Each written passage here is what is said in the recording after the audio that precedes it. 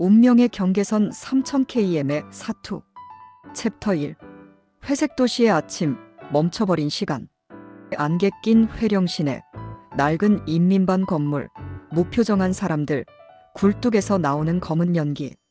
나의 고향 함경북도 회령의 아침은 언제나 매캐한 석탄 냄새와 함께 시작되었습니다. 새벽 5시만 되면 어김없이 울려 퍼지는 선전방송의 노래가락은 잠든 도시를 강제로 깨웠죠. 김일성 동지의 노래가 확성기를 통해 귀청을 때리면 사람들은 마치 프로그래밍된 기계처럼 일어나 하루를 시작했습니다. 사람들은 무거운 몸을 이끌고 일터로 향했습니다. 그들의 얼굴에는 희망보다는 오늘 하루를 또 어떻게 버텨낼까 하는 막막함이 깊게 패여 있었습니다. 우리 집은 작은 하모니카 집이었습니다. 방 한 칸에 온 가족이 옹기종기 모여 자야 했고, 겨울이면 문틈으로 들어오는 칼바람을 막기 위해 낡은 담요를 겹겹이 걸어두어야 했습니다. 창문에는 유리가 없었습니다. 비닐과 신문지로 때운 창문 사이로 새어 들어오는 바람은 마치 누군가 작은 칼날로 얼굴을 베는 듯한 차가움이었죠. 나의 어린 시절 기억 속에서 가장 선명한 색깔은 회색입니다. 낡은 시멘트 벽의 회색, 사람들의 때 묻은 인민복의 회색, 그리고 먹구름이 잔뜩 낀 하늘의 회색. 어느 날 아침, 어머니가 솥을 긁는 소리에 잠이 깼습니다.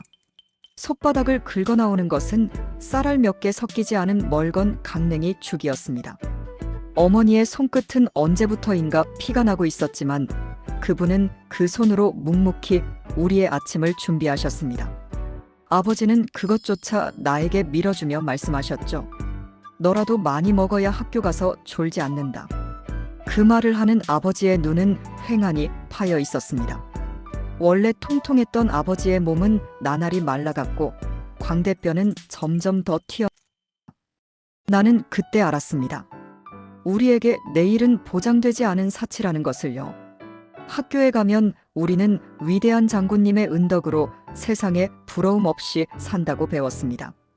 선생님은 교탁을 치며 우리는 사회주의 낙원에 살고 있다고 외쳤지만 내 옆자리 친구 성호는 그 말을 듣는 중에도 배고픔에 책상 위에 엎드려 있었습니다. 하지만 내 배꼽 아래에서 들리는 꼬르륵 소리는 그 찬양가가 거짓임을 매 순간 증명하고 있었습니다. 방과 후 집으로 돌아오는 길, 나는 인민방 게시판 앞에서 멈춰 섰습니다. 거기에는 새로 붙은 반동분자 처벌 사례가 붙어 있었습니다. 누군가 남조선 영화를 봤다는 이유로 정치범 수용소로 끌려갔다는 내용이었습니다. 그 사람의 가족 사진도 함께 걸려 있었고 사람들은 지나가며 침을 뱉었습니다. 나는 몸서리를 쳤습니다. 여기서는 생각조차 통제받는다는 것을 그날 처음으로 온몸으로 깨달았습니다. 챕터 2. 장마당의 비밀, 검은 USB에 담긴 신세계. 비밀스럽게 물건을 주고받는 장마당 구석, 반짝이는 USB, 어두운 방 안에 노트북 화면. 14살이 되던 해, 나는 처음으로 장마당이라는 곳의 진정한 위력을 보았습니다. 배급제도가 무너진 북한에서 장마당은 생존을 위한 유일한 통로였습니다. 어머니는 집에서 만든 두부를 장마당에 팔러 가셨고 나는 종종 어머니를 따라갔습니다. 그곳에는 금지된 모든 것들이 있었습니다. 중국산 옷감, 남조선산 화장품, 그리고 사람들의 은밀한 속삭임들. 장마당의 공기는 묘했습니다. 표면적으로는 합법적인 시장이었지만 구석구석에는 불법의 냄새가 진동했습니다. 여기저기서 삐라봤어요? USB 필요해요? 암호 같은 말들이 들려왔습니다. 처음에는 무슨 뜻인지 몰랐지만 시간이 지나면서 그것이 바깥 세상으로 통하는 암호임을 알게 되었습니다.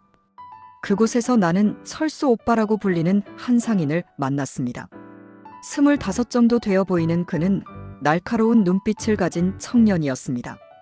그는 나에게 작은 검은색 막대기를 하나 건네주었습니다. 이게 내 목숨을 앗아갈 수도 있지만 내 눈을 뜨게 해줄 수도 있다. 그것은 바로 USB였습니다.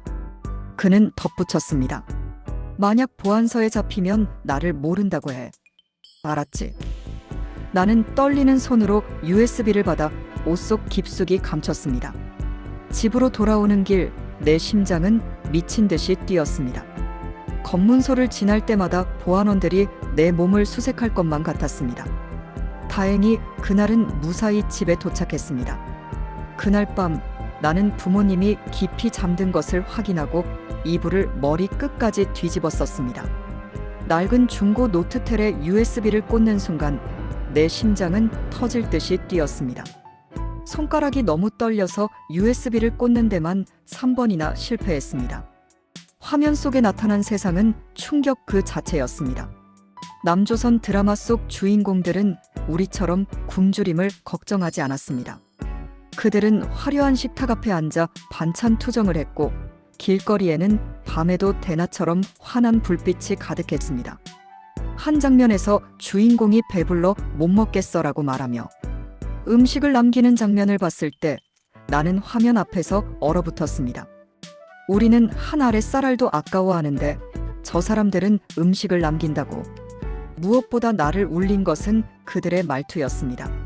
누구를 찬양하지 않아도 되고 서로를 감시하지 않아도 되는 자유로운 대화.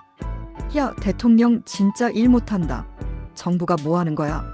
그 같은 대화가 자연스럽게 오갔습니다. 북한에서라면 당장 정치범 수용소로 끌려갈 말들이 아무렇지 않게 방송에 나오고 있었습니다. 그날 밤 나는 한잠도 자지 못했습니다. 내가 알던 세상이 무너져 내리고 있었습니다. 우리는 왜 이렇게 살아야 하는가? 이 질문이 내 머릿속을 떠나지 않았습니다.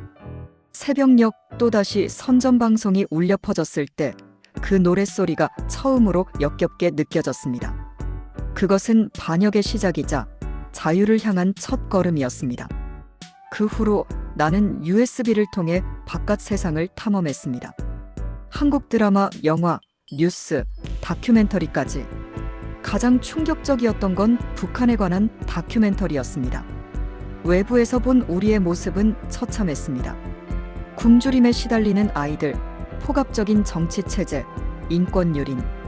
나는 그때 깨달았습니다. 우리가 속고 있다는 것을, 우리의 고통이 정상적인 것이 아니라는 것을. 챕터 3. 두만강의 사투, 얼음보다 차가운 공포.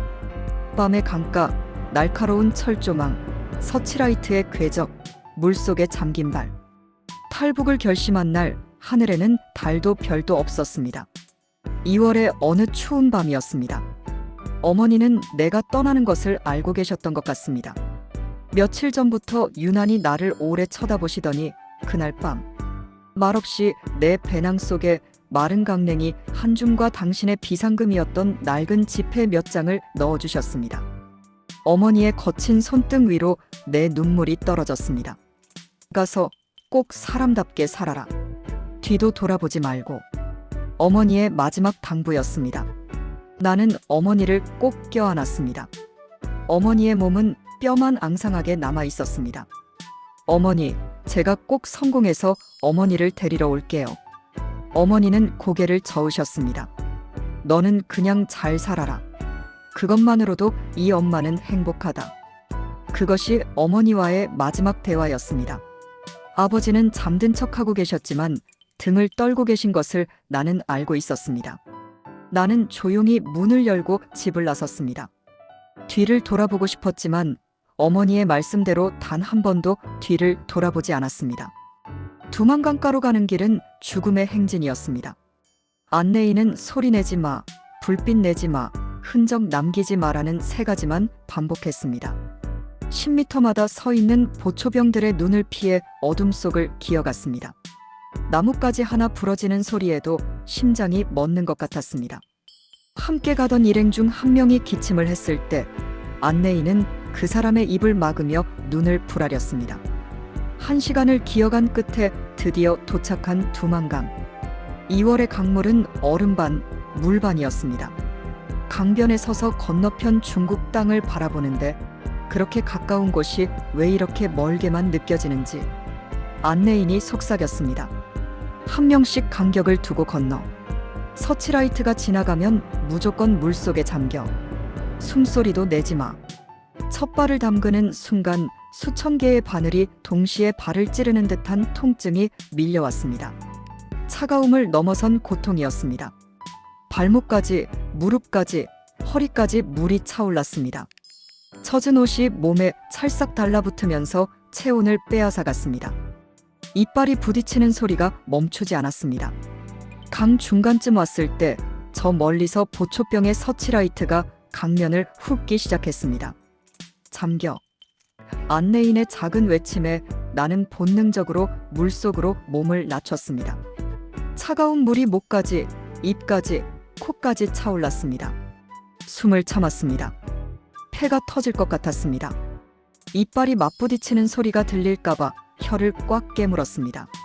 서치라이트가 지나가는 시간은 5분, 아니 50년 같았습니다. 물속에서 눈을 뜨니 어둠만 보였습니다.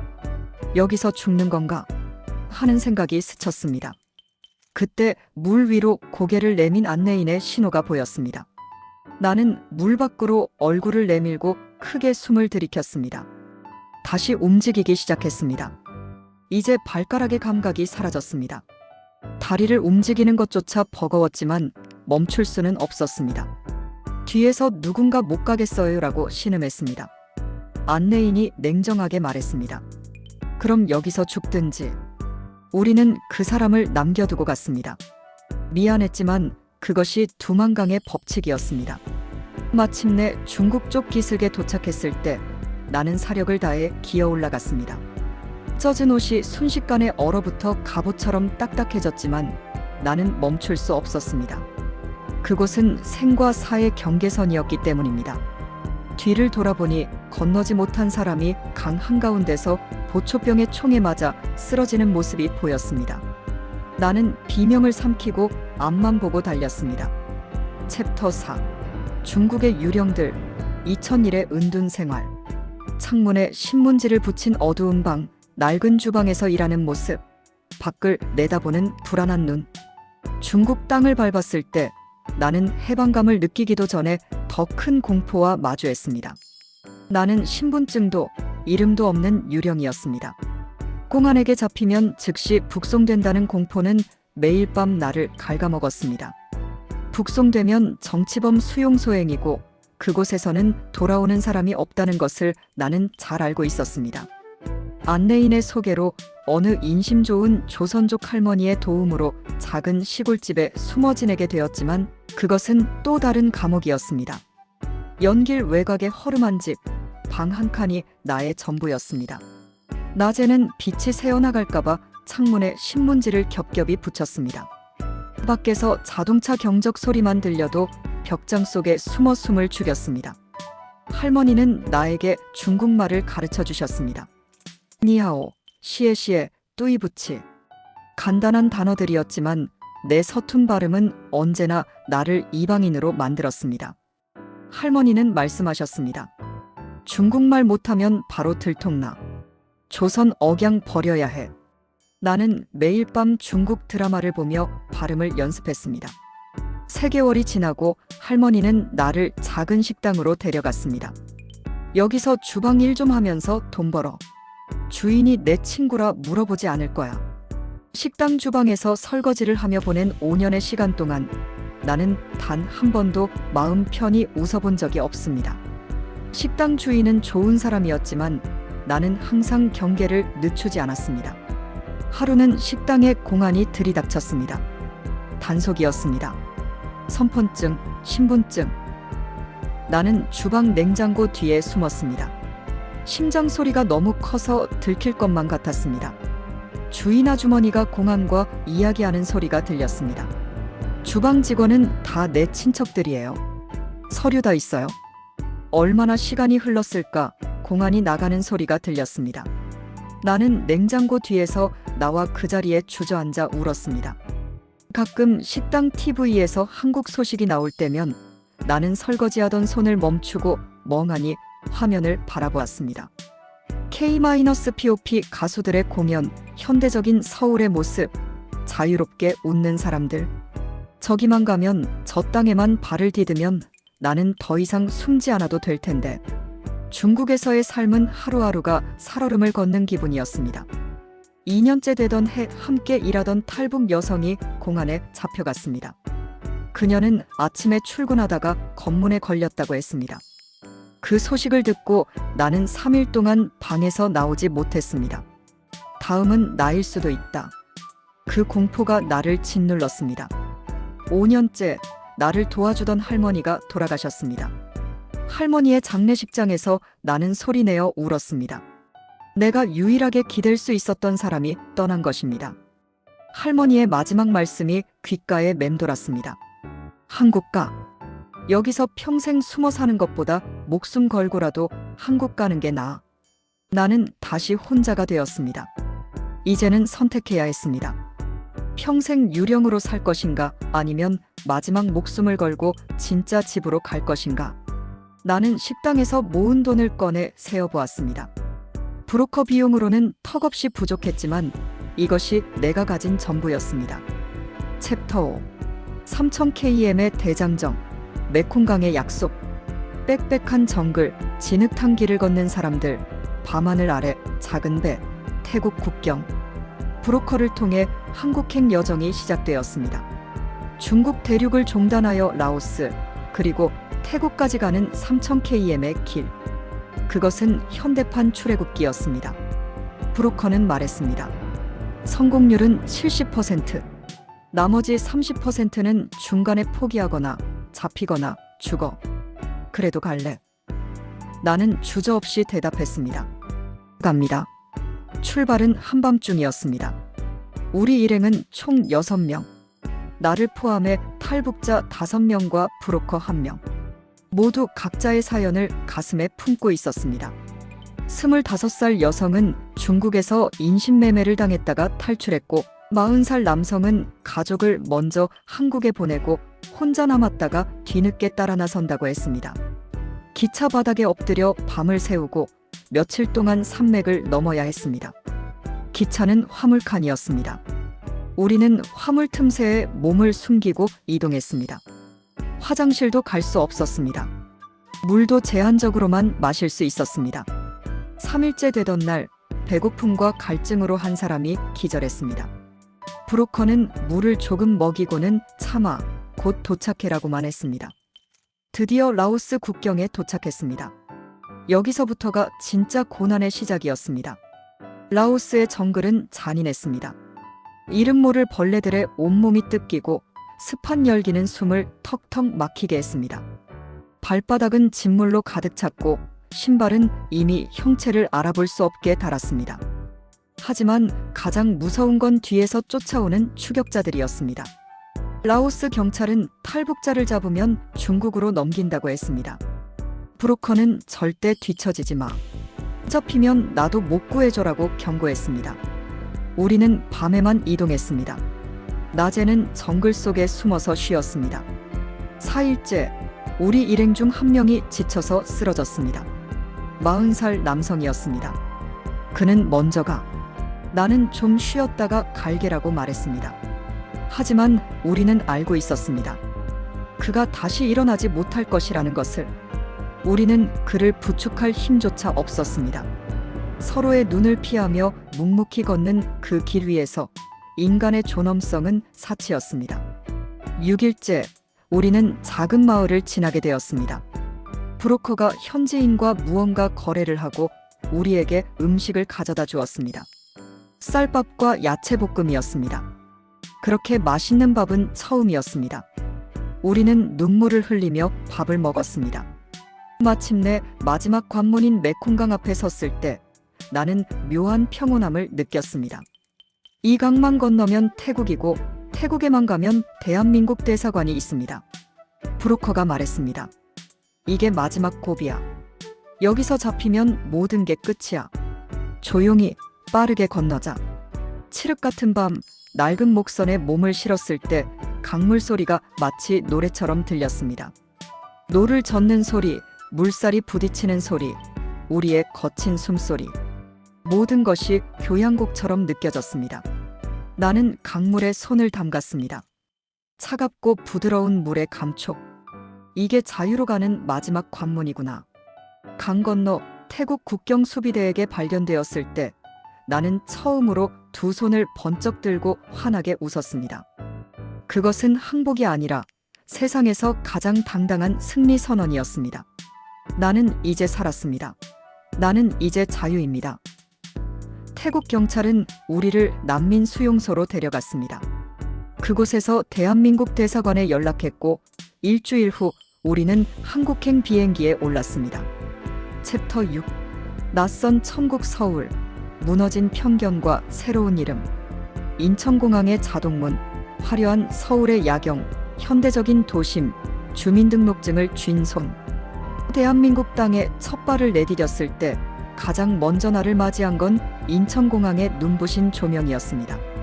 너무나 깨끗하고 화려해서 내가 신은 낡은 운동화가 부끄러울 정도였죠.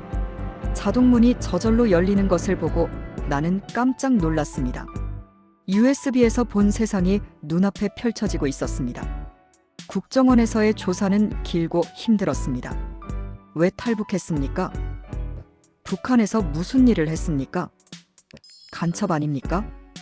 수없이 반복되는 질문들. 하지만 나는 성실하게 답했습니다. 나는 숨길 것이 없었으니까요.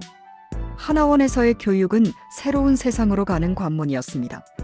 남한 사회 적응 교육, 직업 훈련, 심리 상담. 3개월 동안 우리는 새로운 세상에 대해 배웠습니다. 가장 어려웠던 건 자본주의 개념이었습니다. 돈으로 모든 것을 살 수 있다는 것, 노력하면 부자가 될 수 있다는 것, 자유롭게 직업을 선택할 수 있다는 것. 모두가 신기하고 낯선 개념들이었습니다.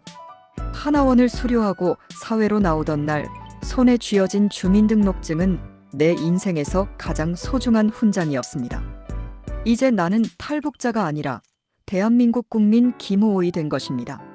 내 이름이 적힌 주민등록증을 보며 나는 한참을 울었습니다. 하지만 서울에서의 삶고 만만치 않았습니다.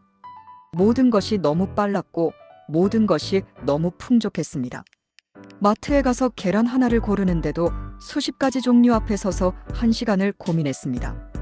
흰 계란, 갈색 계란, 유정란, 무항생제, 1등급, 2등급. 뭐가 뭔지 하나도 모르겠더군요. 지하철 노선도는 미로 같았고 사람들의 세련된 옷차림은 나를 작아지게 만들었습니다. 처음 편의점 아르바이트를 할 때 손님들의 말을 알아듣지 못해 쩔쩔매던 기억이 납니다. 아이스 아메리카노 한 잔 주세요. 그 간단한 주문조차 나에게는 외국어 같았습니다. 아메리카노가 뭐예요? 손님이 황당한 표정으로 나를 쳐다봤고 나는 얼굴이 빨개져서 어쩔 줄 몰랐습니다. 하지만 나는 포기하지 않았습니다. 매일 밤 표준어 교정 영상을 보며 연습했고 대학 입학을 위해 코피를 쏟으며 공부했습니다. 검정고시부터 시작해서 수능까지. 배고픔을 참는 것보다 공부가 더 어려울 줄은 몰랐습니다. 처음으로 내 이름으로 된 통장을 만들고 아르바이트비를 받았을 때 나는 은행 건물 뒤편에서 엉엉 울었습니다. 내 힘으로 벌어 내가 사고 싶은 것을 사고 내가 가고 싶은 곳을 갈 수 있다는 것. 이 평범한 권리가 얼마나 눈물겨운 것인지 서울 사람들은 알까요? 2년째 나는 대학에 합격했습니다. 사회복지학과. 나처럼 힘든 사람들을 돕고 싶었습니다. 대학 생활은 또 다른 도전이었습니다. 같은 또래 친구들과의 문화 차이, 북한 억양을 숨기려는 노력, 북한에서 왔어요라고 말할 때마다 쏟아지는 호기심 어린 질문들.